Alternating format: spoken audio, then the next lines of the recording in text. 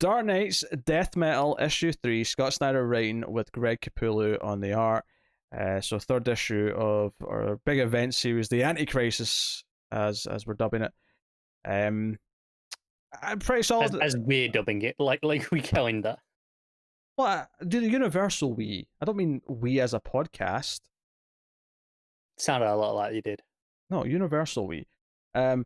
So yeah, it's basically the next part of the plan. It's Wonder Woman and co going to Apocalypse to rescue Superman and the other heroes, and we see the crashed ship at the start. You know, the head of the Super Batman Wonder Woman rocket ship. I don't know what the correct term is. With Silver Surfer, Batman essentially, Batrocitus, which I thought was kind of great, and then Brainiac Batman.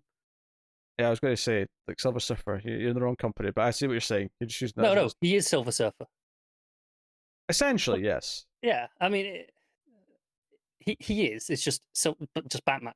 But for legal reasons, they can't say he's Silver Bat Surfer. I actually thought it was very notable they didn't name him. Yeah. Whereas the other ones, they gave, the Collector for the Brainiac one, and Batrocitus.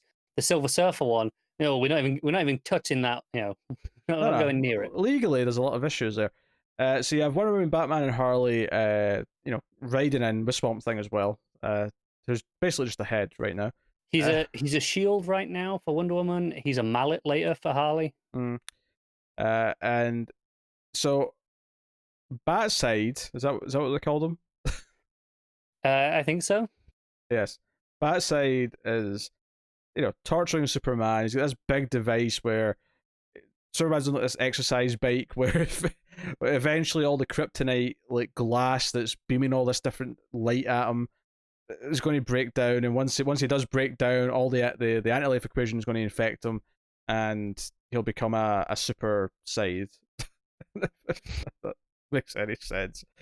The characters come in, and obviously we have the big fight scenes. And we do the whole Final Crisis reference where Batside pulls out a gun that's kind of like the one that Batman used in Final Crisis, and so this is going to erase him from the timeline. And he seems to use his Black Lantern ring to protect himself and Superman here. He definitely uses it to protect Superman. I think there's more to himself. Yeah, he glosses over it. He says something like bat protection or something like that. No, I think there's actually something very noble. I think this is an intentional mystery, because he says, "Bat blocker, I come prepared. I'm bat fine." Blocker, yeah, that was it. And then the panel after he says that, Superman turns to him and goes, "Bruce." He's like, and he goes, "Don't." And he goes, and Superman says, "Fine, but she doesn't know the truth about you," which implies that there is actually some sort of mystery to how he survived this, and it's fine, not just bat blocker, as he says. Yeah, but it stuck out to me just how generic. It wasn't like a proper explanation. It was just kind of, go with it for now. I agree, and that's the sort of one where I'll let things slide in events like this. That one did stick out, and I was like on the verge of calling it out. And then the very next panel was, okay, no, there's actually something going on here. It's not bat blocker, as he says.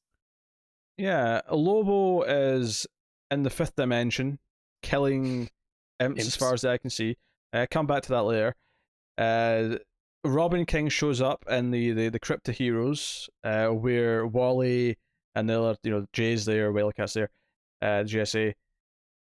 And yeah, basically they have to go on the run because the Darkest Night's coming for them. There is a really over-the-top description, though. Robin King talks about what he did to Flash on his Earth, or at least one Earth, where he had like his dead mother's like arms, flailing out of a flash ring or something. It was something really dark. Yeah, he dug up Barry's dead mom, covered her remains in a speed force cancelling toxin that liquefies Flash's muscles, and then stuffed her rotting corpse into a flash ring so that when it pops out, she was just flailing all over the place.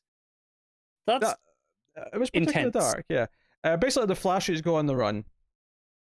Me and the GSA are basically left to die. So that's a bit of a, bit of a dick move. Yeah, because you introduced the GSA and it was all exciting. And all to be fair, Jay's with them. But And yes, I think we will other still than cut back to JSA. well, other than Jay, like the rest are all presumably dead, or maybe I they'll. don't know about that because the Darkest Night chases the Flashes, Yeah, but the Robin King's and still with them. well, but they all escape, don't they? They go through. Oh, I don't know if the rest of them do escape, but okay, the rest of them might be able to take on Robin King. I don't know. They may be. I don't know. We'll see. We'll see what they do with this.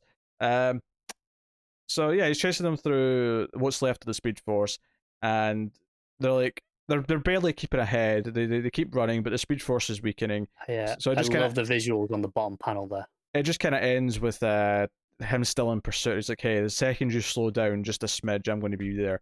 So sort of cliffhangery.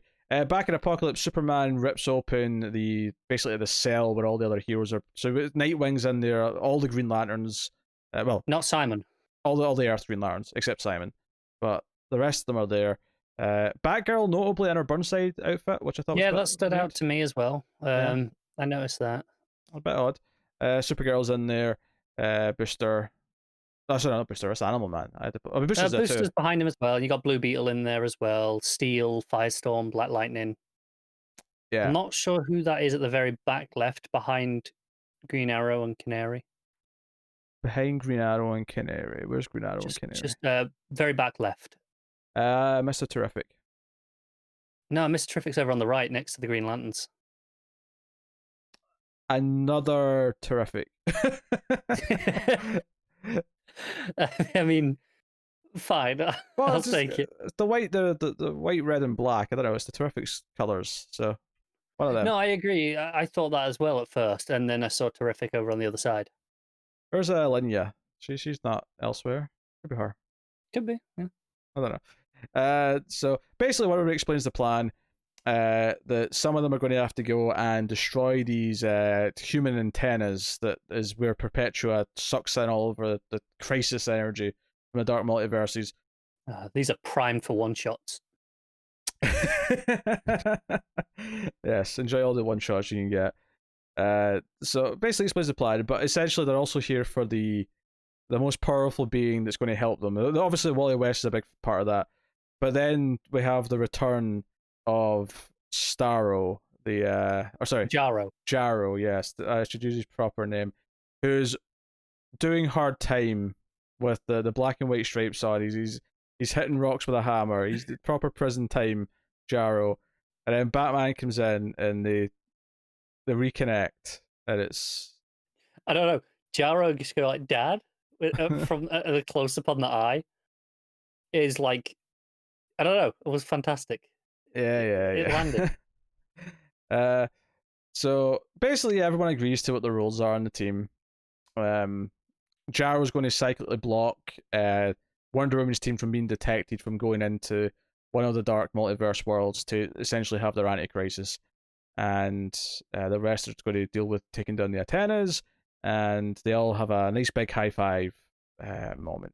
And that's kind of it. Then at the end of the book is Lobo. We finally see who's working with Lobo, who's given him orders, and that reveals is Lex Luthor. Because of course it is. Who's there at the end? He's got some scarring on his face. He's looking very Dr. Savannah almost. I was getting from this final page. Oh, I could see that. If you took away the dialogue and put in saying it was Savannah, I'd believe it. Yeah.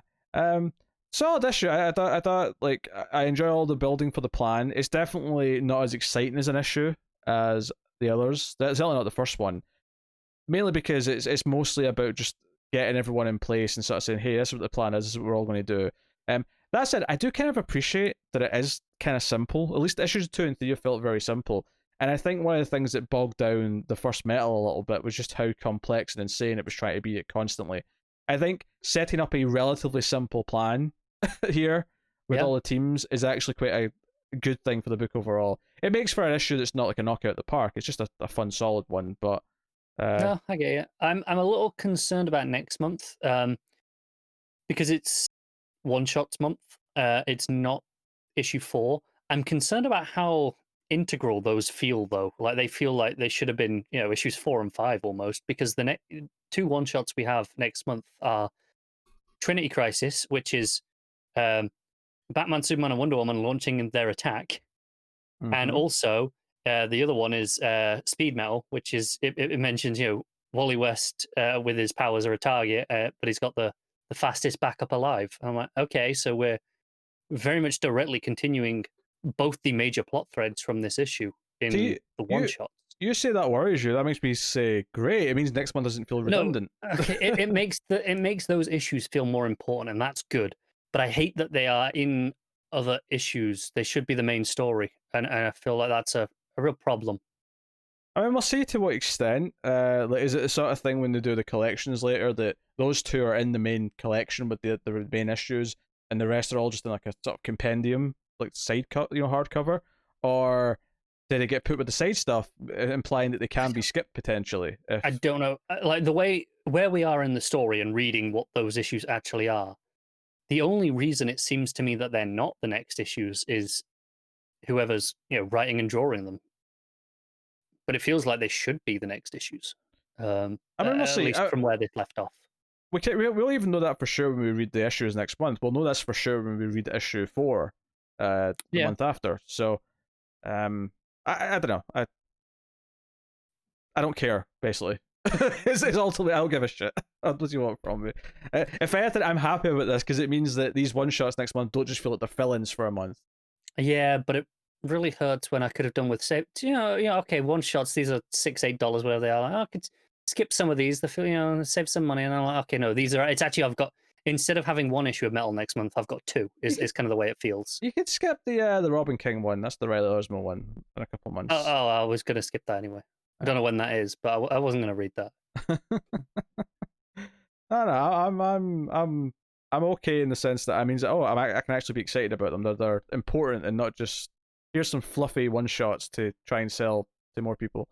Yeah. I'm okay with that. Yeah. Shall we go see what Matt thought of this here book? We should. I mean, just before we do, I really liked the parademons, the Robin ones. What did they call it? Para Robins. Them just doing holy, I think boom, holy kill, whatever it was, Batman. Yeah, they're doing the fun. '60s. Yeah, they're doing the '60s style of Robin dialogue, but sort of demented. Yeah, It's a nice and touch. and Harley Quinn being like, "Hey, Bat, even when you're evil, you got that branding on point." Yeah. I had fun with it.